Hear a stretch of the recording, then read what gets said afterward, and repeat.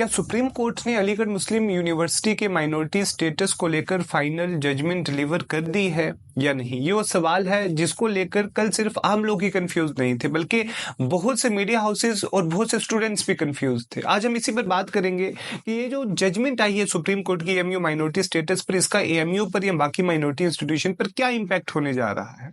इस पूरे जजमेंट में जो सबसे इंपॉर्टेंट पॉइंट है वो ये है कि 4:3 की रेशियो से सुप्रीम कोर्ट ने अपना पुराना जजमेंट 1967 का अजीज Badshah versus union of India overrule कर दिया है। और उसके ओवररूल होने से एएमयू पर ये इंपैक्ट पड़ता है कि AMU age of today remains minority institution, क्योंकि Aziz Badshah versus union of India में सुप्रीम कोर्ट ने एएमयू को ये कहकर माइनॉरिटी स्टेटस डिनाई कर दिया था कि आपने तो इंस्टीट्यूशन बनाया ही नहीं, यानी कि मुस्लिम कम्युनिटी ने इंस्टीट्यूशन नहीं बनाया, एएमयू नहीं बनाया, बल्कि एक्ट ऑफ पार्लियामेंट ने इंस्टीट्यूशन बनाया। फिर 1981 में पार्लियामेंट ने अलीगढ़ मुस्लिम यूनिवर्सिटी का माइनॉरिटी स्टेटस रिस्टोर किया, जिसको 2005 और 2006 में अनकॉन्स्टिट्यूशनल डिक्लेयर कर दिया इलाहाबाद हाई कोर्ट ने, ये कहकर कि 1981 में पार्लियामेंट के पास ये पावर ही नहीं थी कि वो अजीज बादशाह की रूलिंग को ओवर रूल करे, मिस रिप्रेजेंट कर अलीगढ़ मुस्लिम यूनिवर्सिटी की हिस्ट्री का।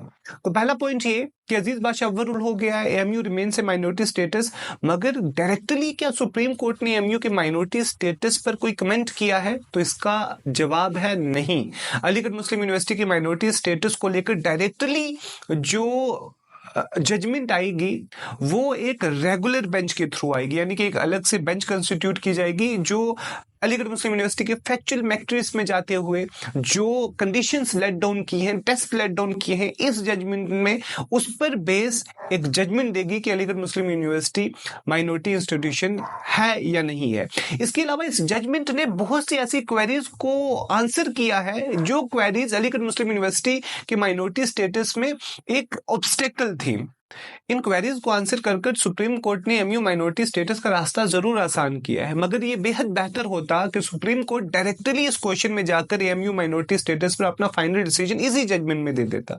जो पहली क्वेरी सुप्रीम कोर्ट ने आंसर किया वो ये है कि क्या कोई इंस्टीट्यूशन जो इंडिपेंडेंस से पहले वजूद में आया है, स्टैब्लिश हुआ है, कि क्या उसे माइनॉरिटी स्टेटस दिया जा सकता है, क्या उसे आर्टिकल 30 के अंडर प्रोटेक्शन दी जा सकती है? तो इसका आंसर है हाँ। कोई भी इंस्टीट्यूशन जो 1950 से पहले स्टैब्लिश हुआ है उसे भी आर्टिकल 30 के अंडर प्रोटेक्शन दी जा सकती है। अगर नहीं दी जाएगी तो इससे आर्टिकल 30 का मीनिंग बहुत नैरो हो जाएगा और फंडामेंटल राइट्स वीकेंड हो जाएंगे। दूसरी क्वेरी जो इस जजमेंट में आंसर की गई है वो ये है कि क्या यूजीसी एक्ट से पहले किसी पर्सन को ये राइट था कि वो कोई इंस्टीट्यूशन एस्टेब्लिश करे? तो इसमें सुप्रीम कोर्ट ने ये कहा कि जो वर्ड एस्टेब्लिशमेंट है और जो इनकॉर्पोरेशन है उनको इंटरचेंजेबली इस्तेमाल नहीं किया जा सकता। Incorporation is giving an institution a legal status, बल्कि एस्टेब्लिशमेंट नॉन लीगल वर्ड है। तो अगर किसी शख्स ने कोई इंस्टीट्यूशन एस्टेब्लिश किया है तो आप ये नहीं कह सकते कि उस पर्सन के पास यूजीसी एक्ट से पहले राइट ही नहीं था या अथॉरिटी ही नहीं थी इंस्टीट्यूशन एस्टेब्लिश करने की। तीसरी जो क्वेरी है जो मैं समझता हूं कि इस पूरे जजमेंट का कोर है और सबसे इंपॉर्टेंट क्वेरी है वो ये है कि क्या कोई इंस्टीट्यूशन जो कि एक्ट ऑफ पार्लियामेंट स्टैट्यूट के जरिए वजूद में आया है, एस्टेब्लिश हुआ है, कि क्या उसको माइनॉरिटी स्टेटस दिया जा सकता है या नहीं? अगर कुछ लोगों ने एक इंस्टीट्यूशन कायम किया और उसको एस्टेब्लिश किया through an act of incorporate किया through an act of parliament, क्या उसका माइनॉरिटी स्टेटस छीन लिया जाएगा? जैसे अलीगढ़ मुस्लिम यूनिवर्सिटी के केस में 2005 और 6 का जो जजमेंट है इलाहाबाद हाई कोर्ट का, based on 1967 judgment Aziz Badshah versus union of India, उनका मेन आर्ग्यूमेंट ही यही था कि मुस्लिम्स ने इंस्टीट्यूशन नहीं बनाया क्योंकि एक्ट ऑफ पार्लियामेंट ने इसको इनकॉर्पोरेट किया। तो सुप्रीम कोर्ट ने ओवर रूल कर दिया अजीज Badshah versus union of India को, ये कहते हुए कि आप ये नहीं कह सकते कि एक जो यूनिवर्सिटी है एक्ट ऑफ पार्लियामेंट के थ्रू इनकॉर्पोरेट की गई है ये उसको माइनॉरिटी स्टेटस नहीं दिया जा सकता।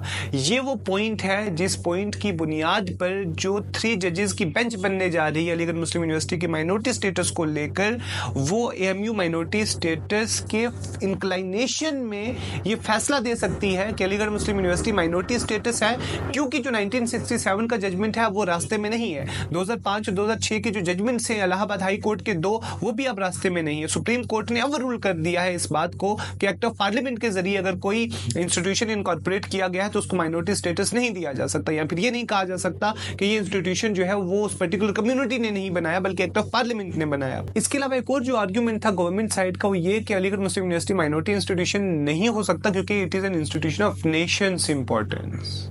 तो सुप्रीम कोर्ट ने इस आर्ग्यूमेंट को भी रिजेक्ट कर दिया ये कहकर कि क्या नेशंस इंपॉर्टेंस के इंस्टीट्यूशन सिर्फ मेजॉरिटी इंस्टीट्यूशन हो सकते हैं, जनरल इंस्टीट्यूशन हो सकते हैं, क्या कोई minority institution at the same time Nations importance नहीं रख सकता? तो इस आर्गुमेंट को भी रिजेक्ट कर दिया। अब ये जितनी भी क्वेरीज हैं ये रास्ता आसान करेंगी एमयू के माइनॉरिटी स्टेटस को लेकर। इसके अलावा जो जजमेंट आने वाला है अलीगढ़ मुस्लिम यूनिवर्सिटी को लेकर फ्यूचर में, ये माइनॉरिटी इंस्टीट्यूशंस को लेकर, उसके लिए कुछ क्राइटेरिया सेट किए गए हैं, कुछ टेस्ट दिए गए हैं, कुछ इंडिशिया सेट किए गए हैं। उसमें जो पहला है कि आपने जो इंक्वायरी करनी है उस पर्टिकुलर इंस्टीट्यूशन को लेकर वो आज की डेट पे नहीं करनी है कि आज उसकी मैनेजमेंट क्या है, आज वहां पर कैरेक्टर कैसा है, बल्कि जब वो इस्टेब्लिश किया गया था उसके सर्कमस्टेंसेस को देखना है, उस वक्त क्या हालात थे। फिर उसके बाद आपने ये देखना है, जो सेकंड पॉइंट है वो ये है कि किसने इसको इस्टेब्लिश किया, इसके पीछे ब्रेन किसका था। जैसे अलीगढ़ मुस्लिम यूनिवर्सिटी के पीछे ब्रेन सैयद अहमद खान का था, जो उस वक्त के जो कम्युनिकेशंस हो रही थी उनको देखा जाएगा, उन पर रिलाई करते हुए ये डिसाइड किया जाएगा, जो लेटर्स है, ऑफिशियल कम्युनिकेशन है, स्पीचेज हैं, आर्टिकल्स हैं, उनकी बुनियाद पर यह डिसाइड किया जाएगा कि अलीगढ़ मुस्लिम यूनिवर्सिटी या बाकी माइनॉरिटी इंस्टीट्यूशंस को बनाने के पीछे ब्रेन कौन है, किसने उसको एस्टेब्लिश किया।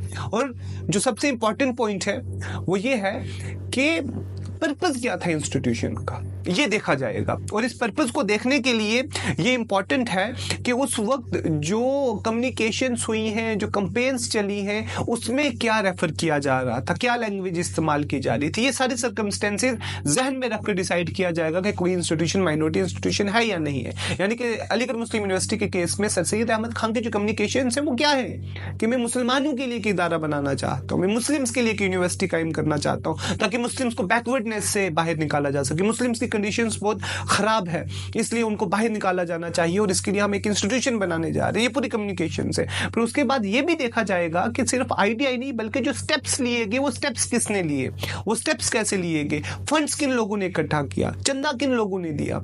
क्या ये क्वेश्चन भी सुप्रीम कोर्ट ने आंसर किया है कि अगर अलीगढ़ मुस्लिम यूनिवर्सिटी में किसी नॉन मुस्लिम कम्युनिटी के कुछ लोगों ने अगर डोनेशन दी है ये सोचकर कि वो डोनेट करना चाहते हैं इस इंस्टीट्यूशन में जो कि मुस्लिम्स के लिए बनने जा रहा है, तो ये कोई पॉइंट नहीं है ये कहने का क्योंकि नॉन मुस्लिम्स ने डोनेशंस दिए इसलिए अलीगढ़ मुस्लिम यूनिवर्सिटी माइनॉरिटी इंस्टीट्यूशन नहीं है। ये देखा जाएगा कि परमिशंस किसने ली, गवर्नमेंट के साथ कम्युनिकेट कौन कर रहा था, इंफ्रास्ट्रक्चर्स किसने रेज किए, तमाम सर्कमस्टेंसेस को देखा जाएगा। फिर उसके बाद सुप्रीम कोर्ट ने यह भी कहा कि यह जरूरी नहीं है कि जो इंस्टीट्यूशन कायम किया जा रहा है, माइनॉरिटी इंस्टीट्यूशन जो कायम किया जा रहा है माइनॉरिटीज की बेनिफिट के लिए, यानी कि अगर अलीगढ़ मुस्लिम यूनिवर्सिटी मुस्लिम्स की बेनिफिट के लिए कायम किया जा रहा है, ये जरूरी नहीं है कि वो सिर्फ मुस्लिम्स के बेनिफिट के लिए हो। हाँ, ये जरूरी है कि प्राइमरीली जो है वो उन्हीं लोगों के बेनिफिट के लिए होना चाहिए जो लोग उसे कायम कर रहे हैं, मगर ये जरूरी नहीं है कि उसमें सिर्फ मुस्लिम्स पढ़े हैं। ये भी जरूरी नहीं है जो लिंगुअल और रिलीजियस माइनॉरिटी उस इंस्टीट्यूशन को एस्टेब्लिश कर रही है वो सिर्फ रिलीजियस एजुकेशन दे या फिर वो उसी लैंग्वेज की एजुकेशन दे। जैसे अगर कोई बंगाली कम्युनिटी कोई इंस्टीट्यूशन कायम कर रही है माइनॉरिटी इंस्टीट्यूशन, तो ये जरूरी नहीं है कि उसमें सिर्फ बंगाली पढ़ाई जाए या बंगाली में पढ़ाया जाए। उसी तरीके से अगर मुस्लिम इंस्टीट्यूशन कायम कर रहे हैं तो ये जरूरी नहीं है वहां पर सिर्फ इस्लामिक एजुकेशन दी जाए या फिर उसमें सिर्फ जो है वो थियोलॉजी की एजुकेशन जो है इम्पार्ट की जाए, उसमें सेकुलर एजुकेशन हो सकती है, उसमें डिफरेंट लैंग्वेजेस हो सकती है। और फिर ये भी कहा कि ये जरूरी नहीं है क्योंकि आर्ग्यूमेंट आया था दूसरी तरफ से कि अलीगढ़ मुस्लिम यूनिवर्सिटी को जो एडमिनिस्टर जो बॉडीज हैं उसमें नॉन मुस्लिम्स भी हैं, तो सुप्रीम कोर्ट ने ये भी कह दिया कि जो एडमिनिस्ट्रेशन का पॉइंट है राइट टू एडमिनिस्ट्रेट, उसका ये मतलब नहीं है कि उसमें सिर्फ उसी पर्टिकुलर कम्युनिटी के लोग हो, उसमें नॉन कम्युनिटी के लोग भी हो सकते। तो अगर अलीगढ़ मुस्लिम यूनिवर्सिटी में किसी वक्त अगर नॉन मुस्लिम्स इंक्लूड हुए थे एडमिनिस्ट्रेशन में या फिर आज मौजूद है, तो ये कोई वैलिड पॉइंट नहीं है अलीगढ़ मुस्लिम यूनिवर्सिटी से माइनॉरिटी स्टेटस ले लेने का।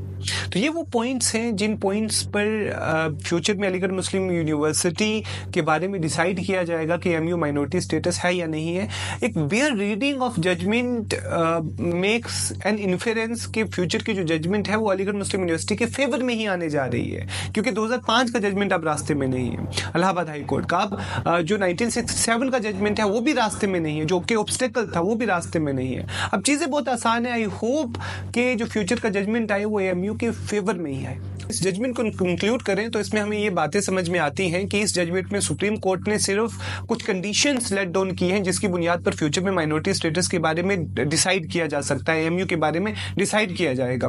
पहला पॉइंट। और दूसरा पॉइंट ये है कि सुप्रीम कोर्ट ने अजीज बाशी वर्सेस यूनियन ऑफ इंडिया को ओवररूल कर दिया, यानी कि आज की डेट में अलीगढ़ मुस्लिम यूनिवर्सिटी माइनॉरिटी इंस्टीट्यूशन है। और 2005 और 2006 का जजमेंट क्योंकि 1967 की जजमेंट पर बेस था, इसलिए उसको भी करेक्ट कर दिया जाएगा, यानी कि वो कोई प्रॉब्लम क्रिएट नहीं करेगा। और 1981 का जो एक्ट है जिसने एमयू माइनॉरिटी स्टेटस को रिस्टोर किया था अमेंडमेंट कर वो आज लागू है। इसलिए आज की डेट में एमयू माइनॉरिटी इंस्टीट्यूशन है, माइनॉरिटी कैरेक्टर भी रखता है, स्टेटस भी रखता है। तो दूसरा इंपॉर्टेंट पॉइंट है वो ये है कि डायरेक्टली जो जजमेंट आनी है एमयू माइनॉरिटी स्टेटस को लेकर वो फ्यूचर में आनी है, अभी नहीं।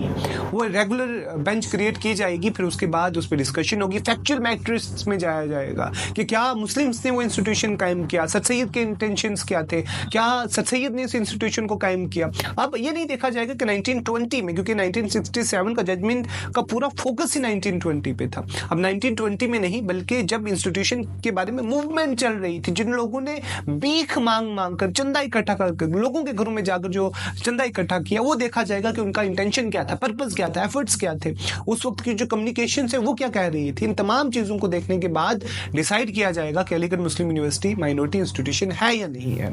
और आखिर में मैं ये समझता हूँ कि ये एक इम्पॉर्टेंट जजमेंट है इंडियन मुस्लिम्स के लिए, अलीगढ़ मुस्लिम यूनिवर्सिटी के लिए, माइनॉरिटी इंस्टीट्यूशंस के लिए। और हमें मुबारकबाद पेश करनी चाहिए तमाम एडवोकेट्स को और लीगल जो ल्यूमिनरीज थे जो इस पूरे मूवमेंट में बहुत कोशिशें कर रहे थे, है ना। चाहे वो कुछ वाइस चांसलर्स हो, कोई लीगल एक्सपर्ट्स हो जैसे फैज़ान मुस्तफ़ा साहब है, या बाकी लोग हों जो इसमें 1967 से लेकर 1981 तक, फिर 2005 से लेकर 2024 तक इस कोशिश में लगे हुए थे कि किसी तरीके से माइनॉरिटी स्टेटस अलीगढ़ मुस्लिम यूनिवर्सिटी का बचा लिया जाए। तो दिस इज ऑल अबाउट। आपका क्या टेक है इस जजमेंट पे? Do let us know in comment box. Thank you.